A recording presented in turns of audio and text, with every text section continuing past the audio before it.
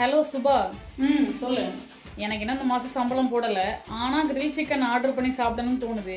அதனால ஒரு 15 பவுண்ட்ஸ் மட்டும் ட்ரான்ஸ்ஃபர் பண்ணினா நீ மட்டும் இல்லை, உன் தலைமுறையே நல்லாயிருக்கும். சாரி, நீங்கள் 15 பவுண்டுக்கு பேசுவோன்னா 15,000 பவுண்டுக்கு பேசிகிட்டு இருக்கீங்கன்னு நினைக்கிறேன். அவ்வளோ சீன்லாம் இல்லை. கிரில் சிக்கன் சப்ப மேட்டர் சால்ட் வாட்டர் தான். வீட்டுக்கு வா, நானே செஞ்சு தரேன்.